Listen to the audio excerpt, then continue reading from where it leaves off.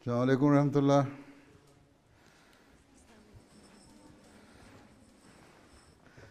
अच्छा, Personne microphone n'a de किसी के पास नहीं micro. है? अस्सलाम वालेकुम रहमतुल्लाहि व बरकातुहू। बैठ जाओ फिर। हाँ जी, बरीरा अहमद तिलावत।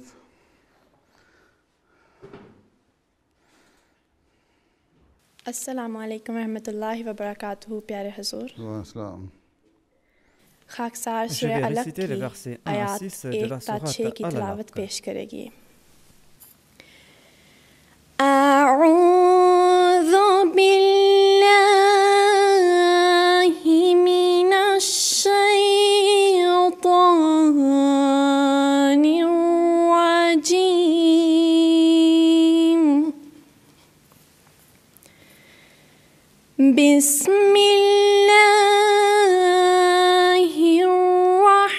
रहमानिर रहीम।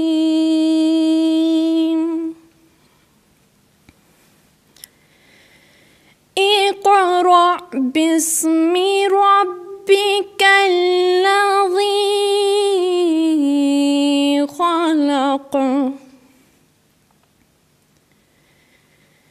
खलक़ल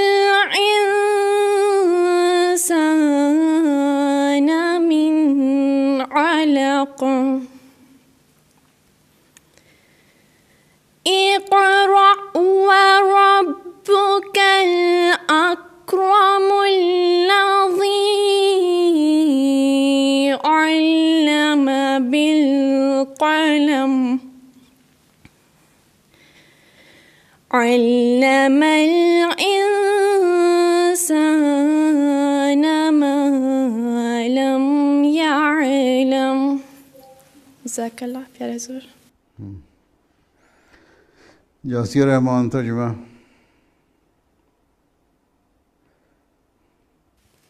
अस्सलामु अलैकुम वरहमतुल्लाहि वबरकातुहू। प्यारे हुजूर, वालेकुम।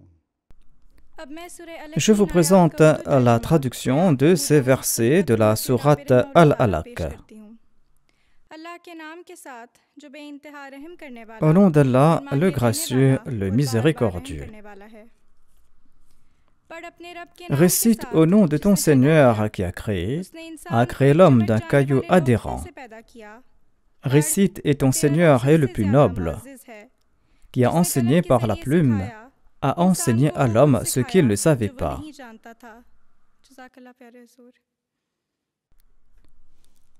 Kinza Rahman pour la traduction en langue suédoise.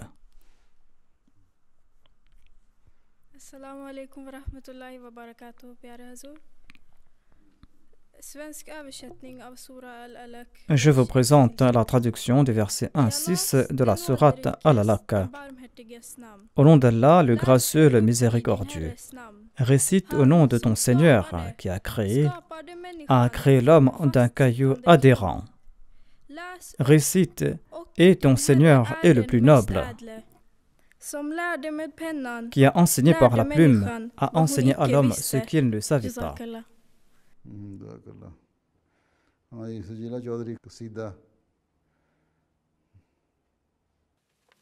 अस्सलाम वालेकुम वरहमतुल्लाहि वबरकातुहू। प्यारे हुजूर, कसीदा हज़रत मसीह मौद अलैहिस्सलातु वस्सलाम। या ऐन फ़ैज़िल्लाहि वल इरफ़ानी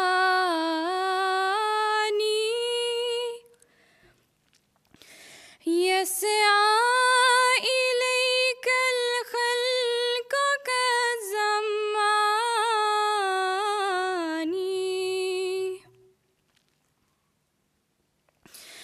या बहर फ़ज़लिल मुनइमिल मन्नानी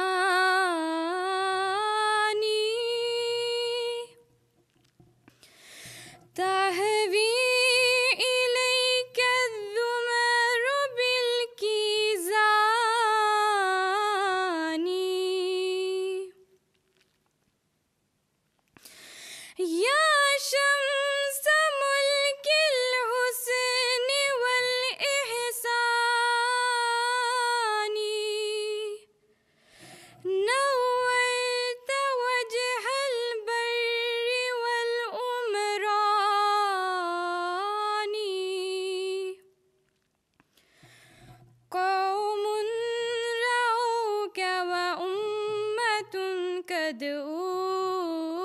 أخبرت من ذلك البدر الذي أسباني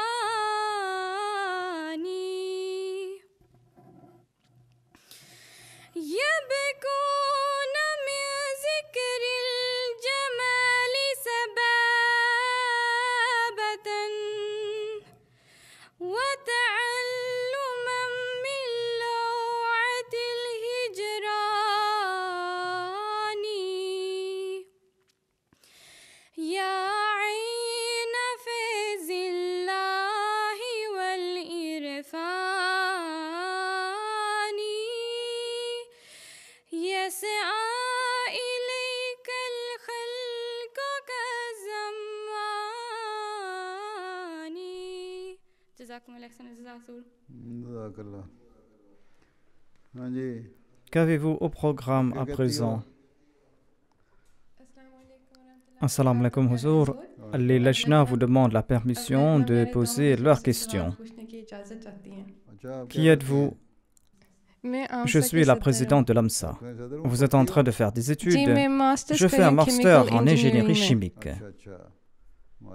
Masha'Allah, vous avez pris un sujet d'homme. Quelles sont vos questions?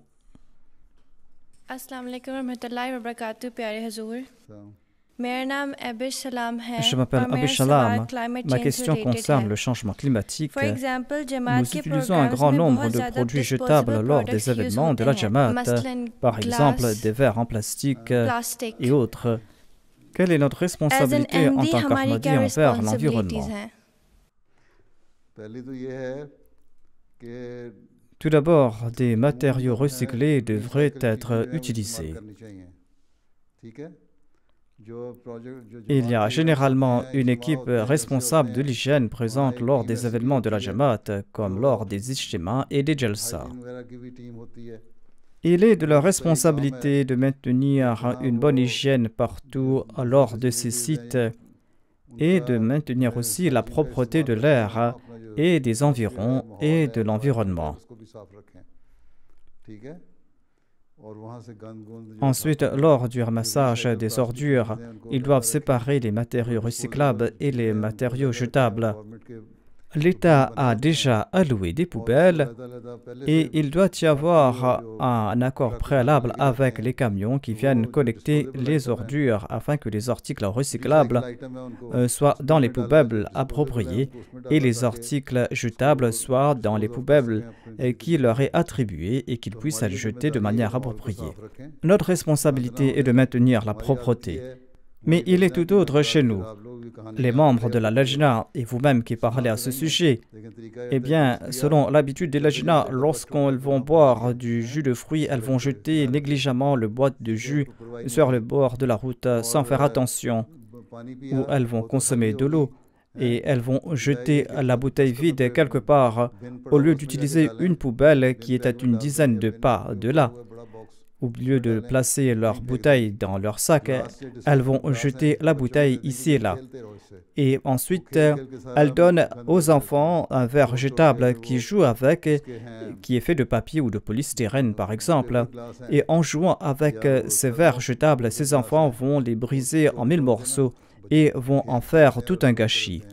Et ils les cassent en 6 petits morceaux qu'il est impossible de collecter ces morceaux. Ainsi donc, les lajna et les nasirat et les enfants doivent être éduqués lors de tels événements et on doit leur dire de ne pas jeter leurs déchets ici et là et qu'ils doivent utiliser les poubelles. Quant à ceux qui jettent leurs déchets, nous devons avoir une équipe présente lors de ces rassemblements qui va rassembler ces déchets et qui va les jeter dans les poubelles.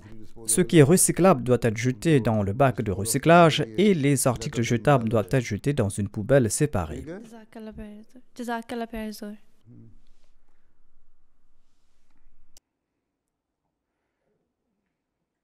अस्सलाम वालेकुम प्यारे हुजूर Je m'appelle Touba Malik. Nous acceptons que Dieu est omniscient et qu'il possède la connaissance de tout. Nous acceptons aussi que l'homme possède le libre arbitre et la possibilité d'écrire son futur. L'homme, quant à lui, possède le libre arbitre et il peut écrire son futur. Ma question est jusqu'à quel point Dieu prend-il des décisions et l'homme prend-il les siens concernant le destin de l'homme. Allah a accordé la liberté, Allah est omniscient, il connaît tout. Il sait ce que fait Touba aujourd'hui et ce qu'elle fera à l'avenir, et ce qu'elle fera après 1 an, et ce qu'elle fera après 10 ans. Dieu possède cette connaissance. Si tu avais écouté d'autres sessions, tu n'aurais pas posé cette question auxquelles j'ai déjà répondu. Dieu a déjà émis ses ordres. Il a déjà déclaré « Voici les bonnes œuvres à accomplir ». Ce sont des actions qui sont nécessaires pour un musulman, un croyant, pour une croyante et une musulmane. Et voici les actions à éviter. Dans ces pays développés, on se dit très libre. Et les gens ont complètement changé la définition même de la moralité. Les actions qui sont jugées immorales par la religion est ordinaire à leurs yeux. Allah déclare que nous devons éviter telle ou telle action. Ce sont là les limites que nous devons respecter et Allah nous a déjà enjoint concernant les actions à accomplir et les actions à éviter. Pour cela, nous devons avoir recours au Saint-Coran. Nous devons donc noter les commandements que nous voyons dans le Saint-Coran. Et le Messie premier d'Islam déclare qu'il existe entre 700 à 500 commandements dans le Saint-Coran, à savoir des actions à accomplir ou des actions à éviter. Nous avons la liberté de faire ce qu'il nous ordonne de faire et d'éviter ce qu'il nous interdit, et cela sans nous soucier des lois de ce monde. Ainsi donc, il existe de nombreuses libertés. Il déclare légitimes des relations qui sont interdites, mais Allah affirme que cela est interdit. Sinon, Allah sait qu'un tel fera telle ou telle action, et Allah sait ce que cette personne a fait hier. Et Allah sait aussi que 20 ans ou 30 ans avant de mourir, cette personne va se repentir et que cette personne va abandonner ses mauvaises actions. Au cours de l'histoire, il y a eu plusieurs événements de ce genre qui se sont passés. Par exemple, il y a l'histoire d'une personne qui a commis des meurtres et qui a tué plusieurs personnes.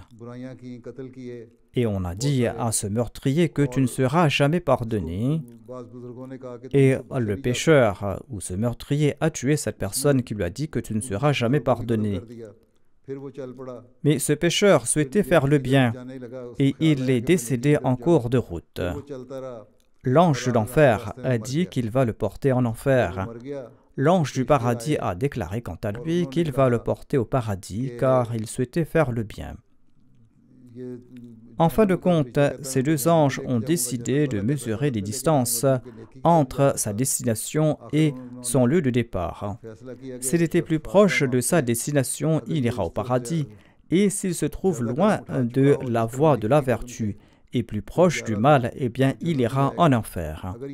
Et lorsqu'ils ont mesuré la distance, il était plus proche du bien. Et c'est ainsi qu'Allah lui a accordé son pardon. Allah savait qu'il allait accomplir cette action et qu'il sera pardonné en fin de compte. Allah possédait déjà cette connaissance. Mais l'homme ne savait pas qu'il sera pardonné ou pas. Il avait tout simplement ce désir, un désir qu'il souhaitait accomplir, et Allah a respecté son souhait. Allah savait qu'il va nourrir ce désir, et c'est ainsi qu'il a été pardonné. Mais on ne peut pas dire qu'on sait à l'avance qu'on sera pardonné. Nous ne savons pas s'il nous pardonnera ou pas. Ainsi, nous ne pourrons pas dire non plus avec certitude que nous serons pardonnés parce que nous prions beaucoup. Il est possible qu'à la fin de notre vie, l'on commet une action qui va attirer le déplaisir de Dieu. Il y avait une personne qui commettait de grands péchés et il y avait un autre qui était très pieux, qui priait beaucoup, qui jeûnait beaucoup. La personne vertueuse a dit au pécheur, « Toi, tu es méchant et tu iras certainement en enfer. » Ainsi donc, il était fier de ses bonnes œuvres. Et après la mort, quand tous deux se sont réunis devant Dieu, Dieu a demandé au prétendu vertueux, « Tu disais que tu es vertueux et que tu iras au paradis. Comment le savais-tu déjà ? C'est à moi de décider qui ira au paradis ou qui ira en enfer. Toi, tu étais fier de tes bonnes œuvres.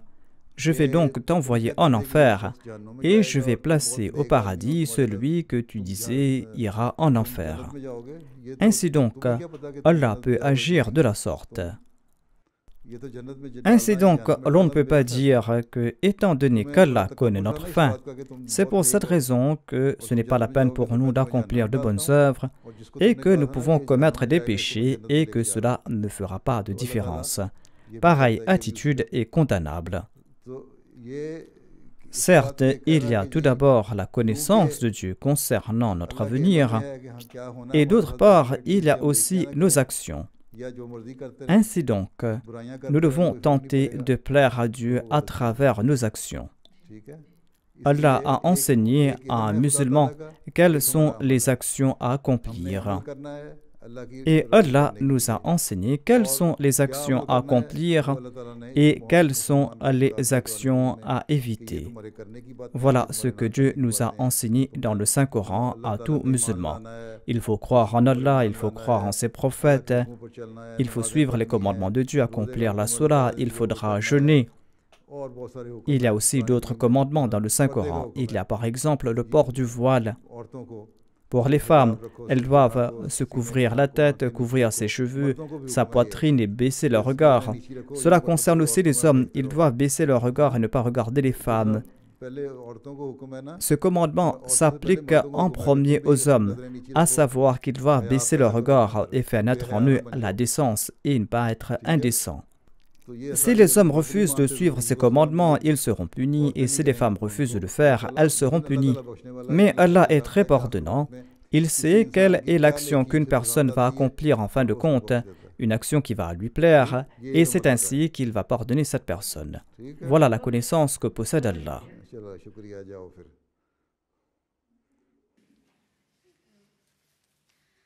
Assalamu alaikum, pyare Hazour.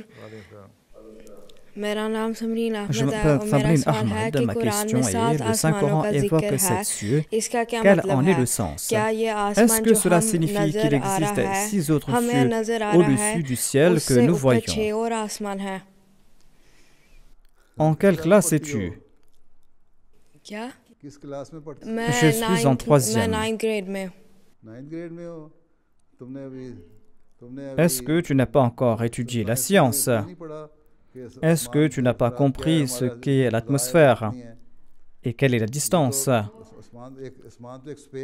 Le ciel est un espace, ce n'est pas quelque chose de solide.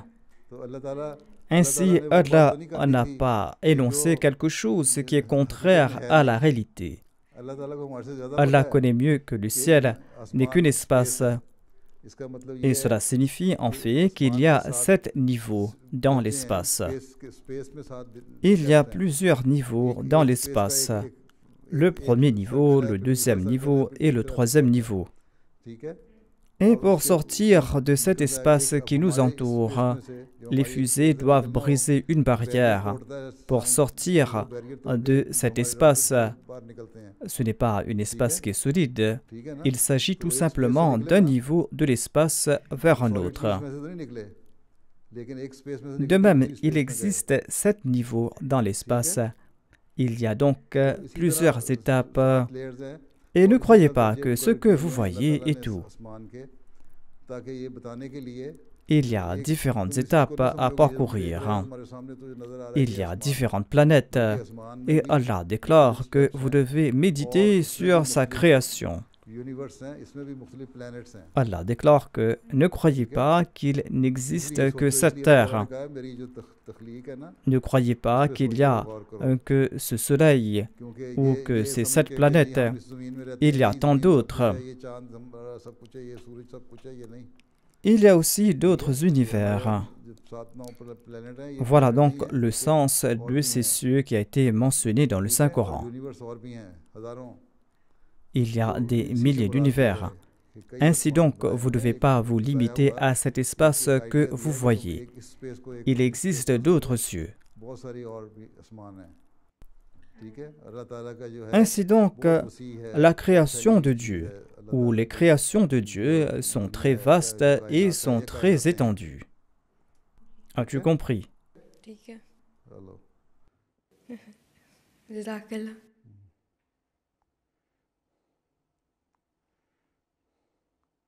अस्सलाम वालेकुम रहमतुल्लाहि व बरकातुहू प्यारे हुजूर खाकसार का नाम सिबगा हयात है Je m'appelle Sibra Hayat. Ma question est comment ressentir que l'on a établi sa relation avec Dieu.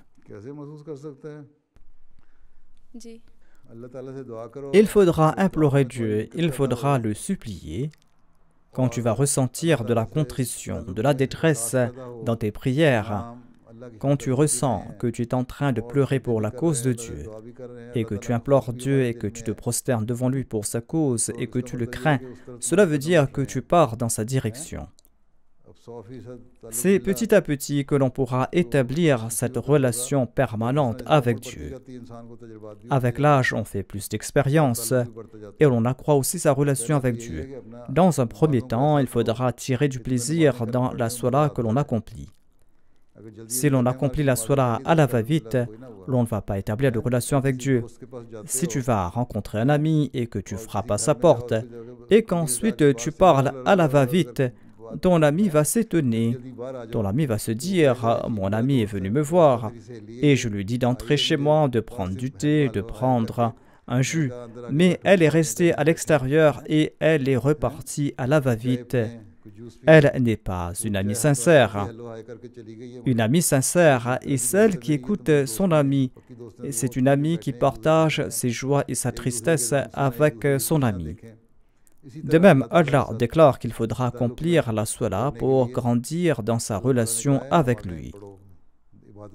Il faudra atteindre l'objectif des actes d'adoration. Et d'ailleurs, l'acte d'adoration est le but même de la création de l'homme. Et par les prières, l'on doit ressentir que l'on a établi cette relation avec Dieu et qu'Allah t'écoute. As-tu compris ou pas? Aujourd'hui, lors de tes prosternations, pleure beaucoup lorsque tu implores Dieu.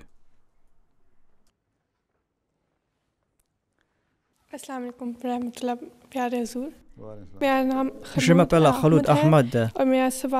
Ma question concerne le verset 26 de la sourate Al-Araf dans le Saint-Coran, verset dans lequel il déclare: là, c'est-à-dire sur terre, vous allez demeurer, et là, vous allez mourir, et c'est de là qu'on vous fera sortir. Ce verset concerne donc la terre. La vie sera-t-elle possible sur Mars, d'après vous? Quel est votre point de vue à ce propos? Allah est en train de parler de cette terre. Cela signifie que vous dépendez entièrement des éléments de la terre pour survivre. Quand vous partez dans l'espace, même là-bas, vous devez prendre de la nourriture qui vient d'ici. Ainsi donc, toute votre subsistance dépend de la terre. Même celui qui est décédé dans l'espace et dont les particules ont été éparpillées partout dans l'espace dépendait en fait de la terre pour sa subsistance. Tout ce qu'il consommait venait en fait de la terre. Voilà un des sens de ce verset, à savoir que vous allez toujours dépendre de la terre. Celui qui vit sur Mars dépendra de Mars, et on pourra en parler si l'on découvre la vie sur Mars. Mais la vie qui existe sur une planète dépend des éléments de cette planète. Voilà donc un des sens de ce verset. Mais notre subsistance à nous dépend entièrement de la terre. Même si nous mourons dans l'espace, nous dépendons de la terre.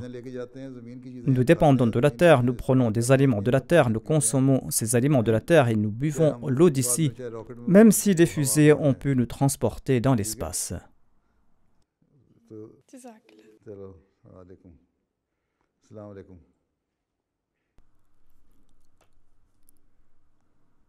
अस्सलाम वालेकुम व रहमतुल्लाह प्यारे हजूर मेरा Je नाम m'appelle आयशा Aïcha रहमान है और Rahman. मेरा सवाल Ma ये है question कि est जैसे qu'il y a doctors des अपने आप médecins को qui se वक्फ dédient करते pour हैं servir dans d'autres और दूसरे pays. मुल्कों में खिदमत Les करते हैं dentistes aussi क्या peuvent-ils se इसी dédier तरह pour डेंटिस्ट भी servir वक्फ la कर सकते communauté? हैं Les dentistes peuvent se dédier.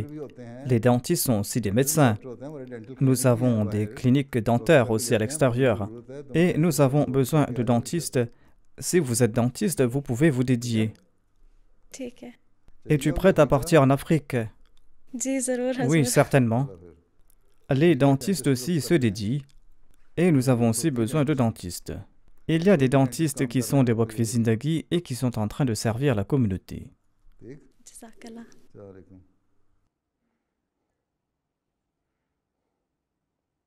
अस्सलाम वालेकुम व रहमतुल्लाहि व बरकातुहू प्यारे हजूर खाकसार का नाम Je तन्वीर m'appelle जावेद Kantil है Javed. और खाकसार का सवाल Et ma कुरान question मजीद concerne की le verset 18 de la Rahman से sourate मुतल्लिक सवाल है Ar-Rahman.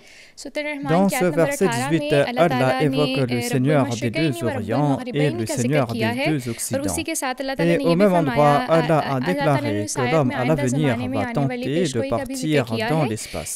कि इंसान Il इस a fait une कायनात को पार prophétie करने à की ce कोशिश sujet. करेगा ये हम Et देख d'ailleurs, सकते nous हैं sommes en कि train de इंसान voir इस que l'homme कायनात को est en पार train करने de की faire des कोशिश efforts करेगा en ce sens.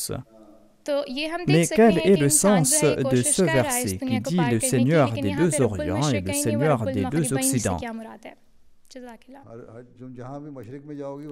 Si tu pars à l'Orient ou à l'Est, il y aura un autre Orient, un autre Est. Il n'y a pas qu'un seul Est. Partout où l'on se trouve, il y aura un nouveau Est. À l'Est de l'Est, il y a aussi un l'Est. Si l'on part à l'Ouest, il y aura un autre Ouest. Cela signifie que Dieu est le Seigneur de tous les mondes. Il est le Seigneur de toute la création. Vous avez deux Est et deux Ouest. Là où l'on se trouve en ce monde, il y a un Est. Ceci est le sens de ce premier verset. Ensuite, Allah déclare à propos du fait que l'homme peut sortir des confins de la terre, mais il pourra le faire qu'avec le sultan de Dieu. Vous ne pourrez le faire qu'avec la preuve de Dieu. Et lorsqu'Allah va vous accorder cette connaissance, vous pourrez partir. Sans cette connaissance, vous ne pourrez pas partir. जी जज़ाकल्लाह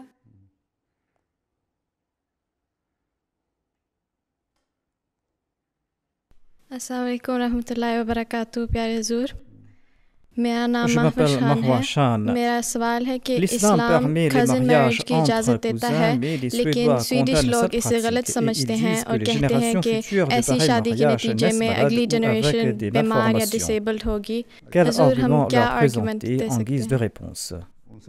Certes, il se peut qu'il n'y ait pas de mariage consanguin chez eux, c'est-à-dire de mariage au sein de la même famille. Ils ne se marient pas entre eux au sein de la même famille élargie chez eux. Mais il y a aussi des enfants qui naissent avec des malformations chez eux. Quelle en est la raison? Il faudra leur demander cela. Ils ont aussi des enfants souffrant de malformations et ils les font traiter. S'il y a un enfant qui naît avec des malformations suite à des centaines ou des centaines de milliers de mariages consanguins chez nous, il y en a plus de ces enfants avec des malformations chez eux, alors qu'ils ne se marient pas entre cousins. Pourquoi donc des enfants naissent avec des malformations chez eux? Il faudra leur demander quelle est la raison de ces malformations chez eux. Ensuite, nous allons dire pourquoi c'est permis selon l'islam. L'islam permet les mariages entre cousins, mais ne dit pas que c'est nécessaire. D'ailleurs, ces effets se font sentir lorsque ces mariages consanguins ont lieu dans une génération donnée. Lorsqu'il y a des mariages entre cousins, entre tantes maternelles et oncles maternels sur une dizaine de générations, Il peut y avoir de ces enfants qui naissent avec des malformations. Sinon, dans nombre de familles, par la grâce de Dieu, il y a des mariages consanguins sans qu'il n'y ait d'enfants qui naissent avec des malformations. Il peut y avoir des problèmes mineurs, mais pas des problèmes majeurs. Mais il y a aussi ces enfants mal formés chez les Suédois. Réunissez les chiffres et étudiez le pourcentage d'enfants mal formés au sein des familles avec des mariages consanguins et les autres. Vous devez réunir tous ces chiffres et me les présenter dans un premier temps, et c'est là que je pourrai vous répondre et vous dire quel argument présenter. Sinon, vous pouvez présenter dans un premier temps l'argument que je viens de présenter.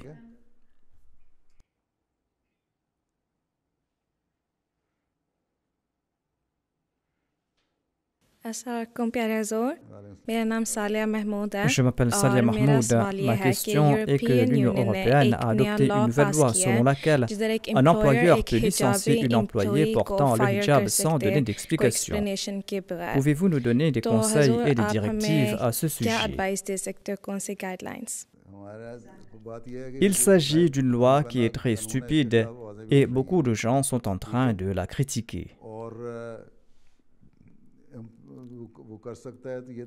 Cette loi est contraire aux droits de l'homme. Une personne porte le hijab et déclare que cela fait partie de sa foi. Demain, on pourra dire aux Juifs que vous ne pourrez plus porter la kippa pour venir travailler. Et on pourra dire aux hommes qu'ils ne pourront plus porter le chapeau ou aux Sikhs qu'ils ne pourront plus porter leur turban. Ainsi, ils vont priver les gens de leurs droits. Ainsi, c'est une loi qui est mauvaise dès le départ. Vous affirmez tous dans votre engagement que vous allez donner la priorité à votre foi sur les choses de ce monde. Dans le cas où vous n'êtes pas autorisé à porter le hijab dans un emploi particulier, eh bien, vous devez quitter cet emploi. On doit toujours accorder priorité à sa foi sur les choses de ce monde. Vous avez fait cette promesse de votre engagement, vous répétez cette promesse lors de vos réunions. Et vous pouvez aussi vous battre légalement contre cette loi, vous devez vous exprimer contre cette loi et faire des pressions contre elle. Ces lois faites par les hommes ne sont pas éternelles et les gens vont critiquer cette loi et un jour ces lois vont disparaître. Il y a nombre de ces lois qu'on a progressivement abrogées. Ainsi donc, il nous incombe de faire entendre notre voix à ce sujet. Si on ne pourra pas se libérer de cette loi aujourd'hui, on pourra le faire dans les 5 ou les 10 prochaines années ou au cours de la prochaine génération. Mais on doit toujours préférer sa foi aux choses mondaines.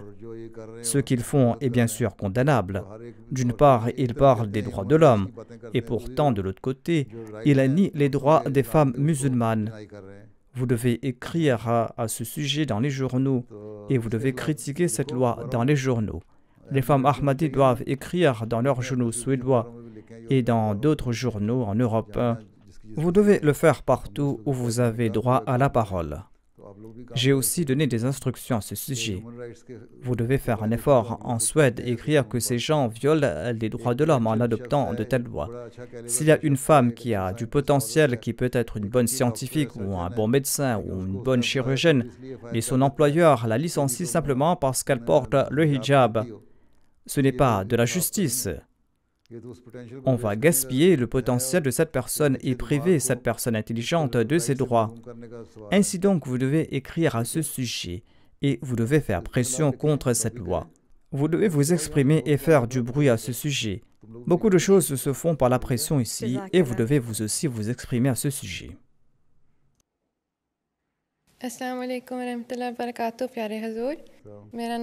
Je m'appelle Arya Chaudhry. J'ai vu le documentaire La Lune des prophètes et j'ai eu l'occasion d'entendre les voix du deuxième calife de la communauté Ahmadiyya et de Hazrat Mirza Bashir Ahmad Saheb. Et j'ai beaucoup apprécié cela. J'ai su aussi que Hazrat Mirza Bashir Ahmad Saheb avait enregistré la voix de Hazrat Ahmadjan en 1952. Ma question est, aurons-nous jamais l'occasion d'entendre la voix de Hazrat Ahmadjan Radhiyallahu anha? J'ignore moi-même où se trouve cet enregistrement, je ne l'ai jamais entendu. Comment pourrais-je vous le faire écouter? Je ne sais pas où se trouve cet enregistrement. Allah sait le mieux. Quelqu'un m'a écrit à ce sujet et je suis en train de mener une enquête à ce sujet. Où se trouve cet enregistrement? Quand a-t-il été fait? Mais jusqu'à présent, les recherches ont été infructueuses. Nous sommes en train de faire des efforts en ce sens. Jazakallah.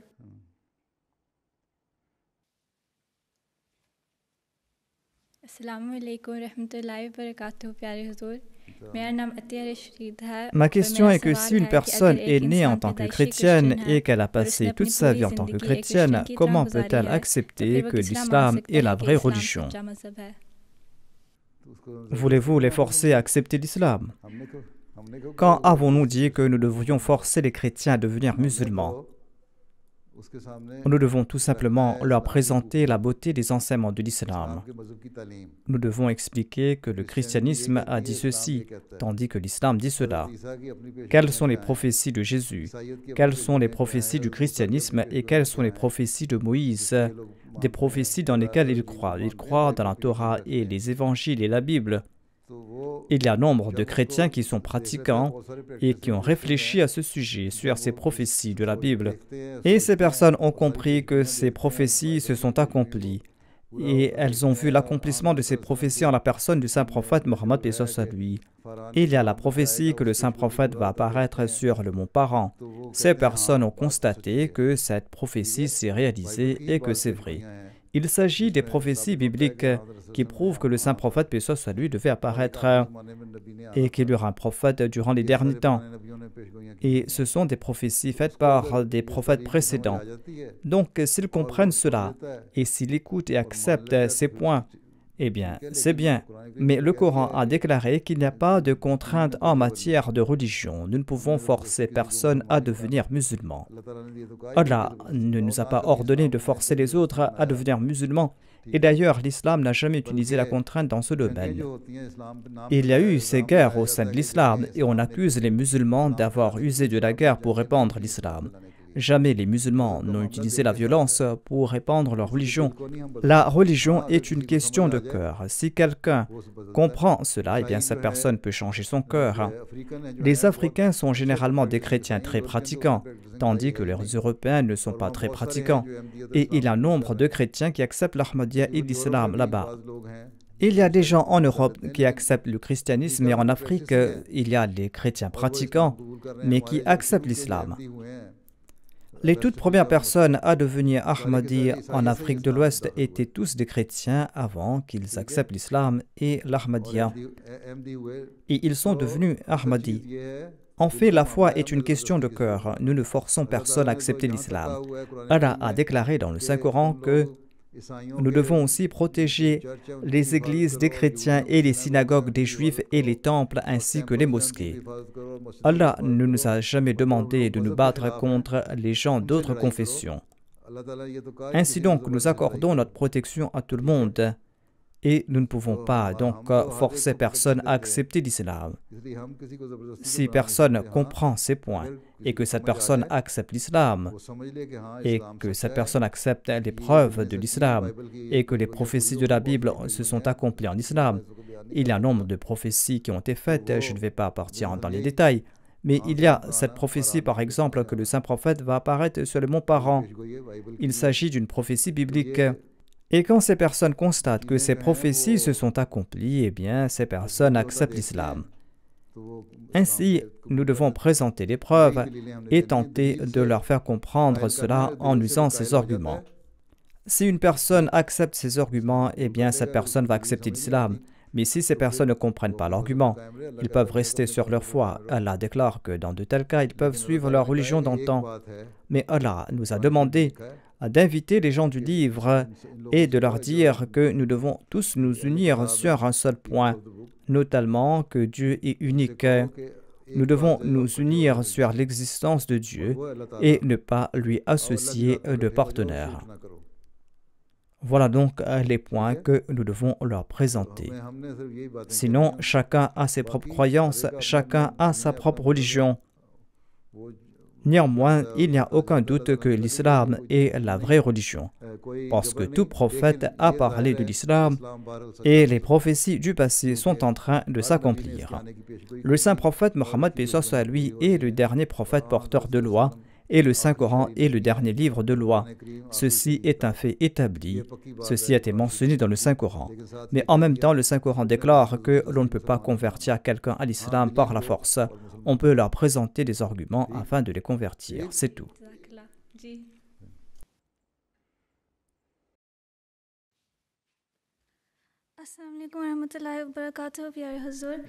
Je m'appelle Naïma Iram. Dans la classe avec les Khuddam, vous avez indiqué que nous devrions prier pour l'accomplissement de la prophétie disant que le soleil se lèvera à l'ouest. Cher calife, je vous demande la permission de dire quelque chose à ce sujet. Depuis les 30 dernières années, le soleil du califat illumine l'ouest de sa lumière spirituelle. Pouvons-nous dire donc que cette prophétie, notamment que le soleil se lèvera à l'ouest, s'est accomplie par ce biais? D'un point de vue, cette prophétie est en train de se réaliser. Les enseignements de l'islam se répandent dans le monde entier depuis l'ouest et le califat est là. Cela peut être une interprétation personnelle et il n'y a pas de mal à cela. Mais une autre signification de cette prophétie est qu'un moment viendra où des Occidentaux embrasseront l'islam en grand nombre. Ils vont accepter l'islam comme ils ont accepté le christianisme dans le passé. Lorsque l'empereur romain a accepté le christianisme, eh bien, ils sont devenus chrétiens. Lorsque viendra ce moment, l'islam se répandra rapidement dans le monde. Ainsi donc, nous devons prier en ce sens et nous devons propager la foi. Mais nous devons aussi servir d'exemple afin que ces gens qui vivent en Occident acceptent la religion après l'avoir bien comprise. Lorsqu'ils vont l'accepter, si Dieu le veut, l'islam va se répandre rapidement dans le monde. Et l'interprétation que vous avez présentée peut être aussi correcte. Cette déduction est acceptable.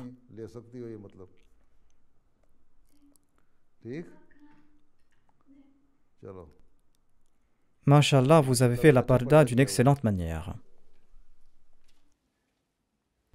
Assalamu alaikum wa rahmatullahi wa barakatuh, pyare Hazour. Je suis une Waqfenao et vous demandez aux Waqfatenao, aux filles, de prendre la filière de l'enseignement. Avez-vous un sujet en particulier à recommander? Pour être enseignant, vous pouvez prendre le sujet de votre choix. On a besoin d'enseigner tous les sujets. Nous avons besoin d'enseignants du primaire, du secondaire, au niveau des lycées, au niveau des universités. Et vous pouvez prendre la filière de votre choix, la filière qui vous intéresse. Il n'y a pas de sujet en particulier. Le thème particulier, c'est de se lier avec la personne de Dieu, c'est tout. Sinon, vous pouvez enseigner le sujet de votre choix.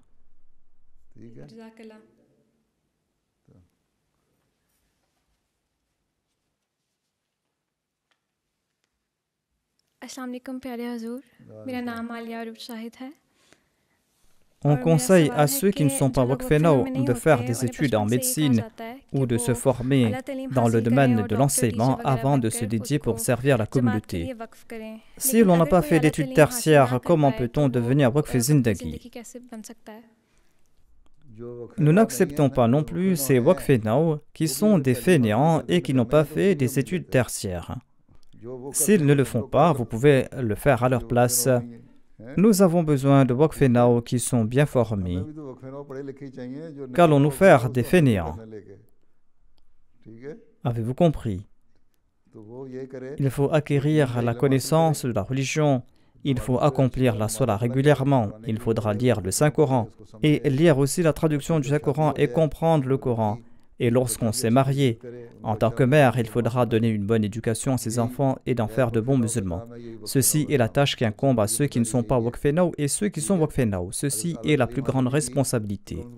Si vous n'avez pas fait de grandes études, rien ne vous empêche d'établir de bonnes relations avec Dieu, avec son prophète, et d'accorder une bonne éducation à vos enfants, d'en faire des personnes imbues de moralité et proches de la religion. Ainsi, vous devez jouer votre rôle.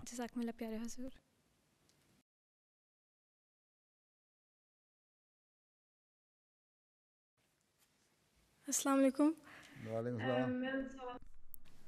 On accorde beaucoup d'importance aux maladies physiques, mais les problèmes de santé mentale ne sont pas pris au sérieux. On n'accorde pas d'importance aux maladies mentales. On n'accorde pas d'importance aux maladies spirituelles. On n'accorde pas d'importance aux maladies mentales. Qui n'accorde pas d'importance à ces maladies?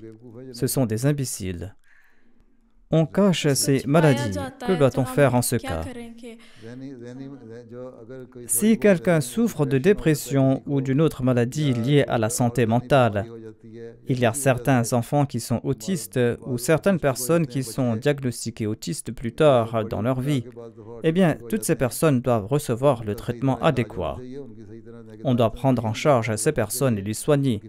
Et on doit se soucier de leur bien-être. Et ils doivent recevoir l'attention médicale nécessaire et on doit être attentif à leurs sentiments et leurs émotions. Ceux qui ne le font pas sont des ignorants. Que puis-je dire de plus? Moi, je comprends cette question et je suis attentif à cet égard.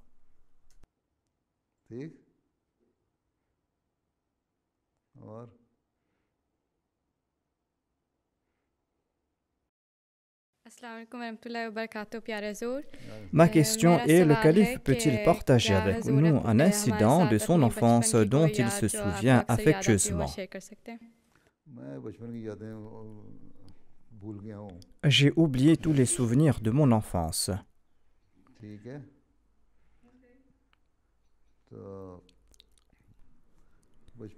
Je ne me rappelle pas de mon enfance comme vous tous.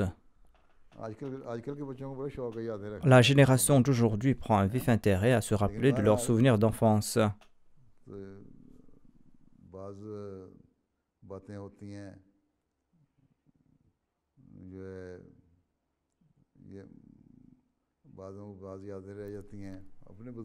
Quand on évoque les aînés, je me souviens de certains incidents. Par exemple, je me souviens de ma rencontre avec le deuxième calife, le fait d'être assis devant lui.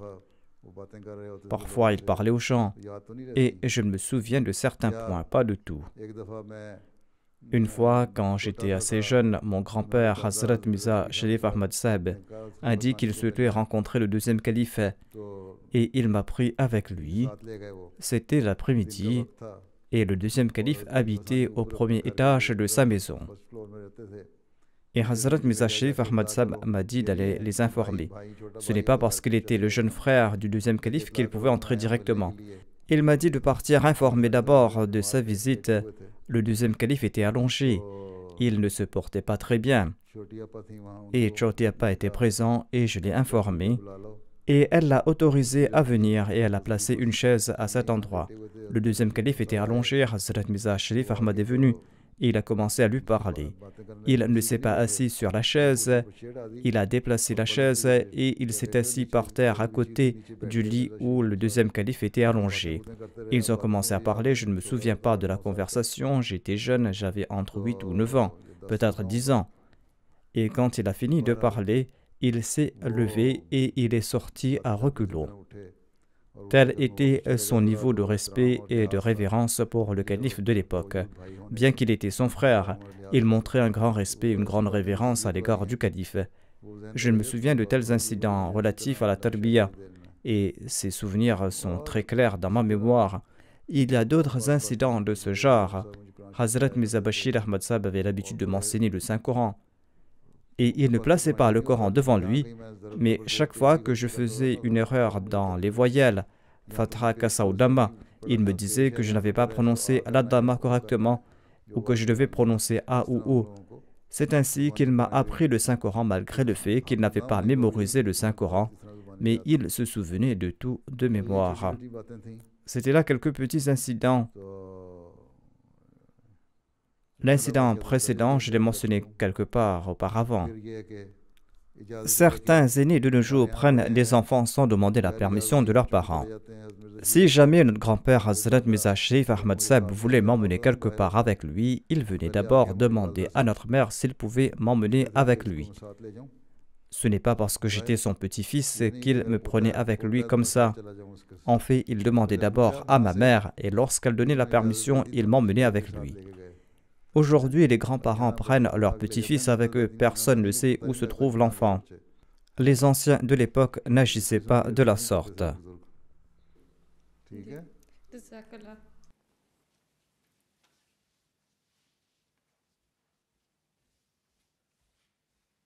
Assalamu alaikum wa rahmatullahi wa barakatuhu, pyare Hazour. Je m'appelle Kashifa Altaf et c'est ma première rencontre avec vous.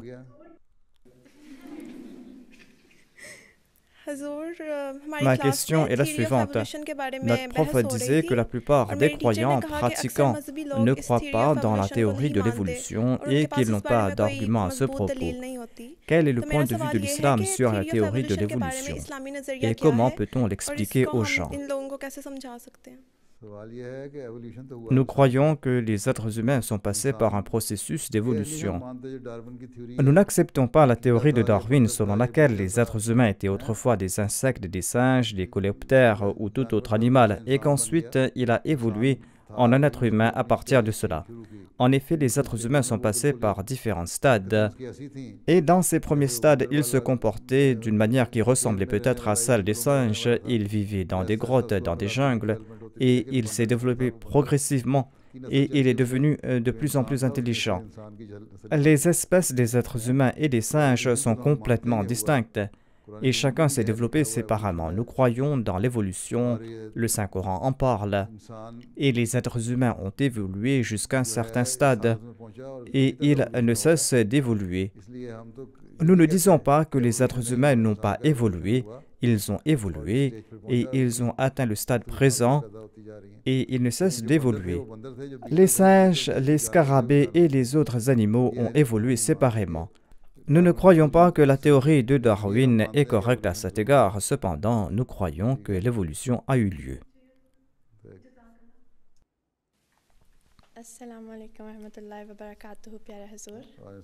Je m'appelle Barira Ahmad. Ma question est, avez-vous déjà fait l'expérience de la Laylatul Qadr? Comment cela s'est passé? En as-tu fait l'expérience toi-même? Non, j'en ai pas fait l'expérience. Des fois, on a l'impression que la Laylatul Qadr a eu lieu. Allah fait naître donc cette impression. Allah sait le mieux quand cela s'est passé. Parfois, on ressent que cela a eu lieu. Durant ces jours, l'on ressent un état particulier durant les prières. Et ce sont ces jours de la Laylatul Qadr. Parfois, l'on est conscient que c'est la Laylatul Qadr.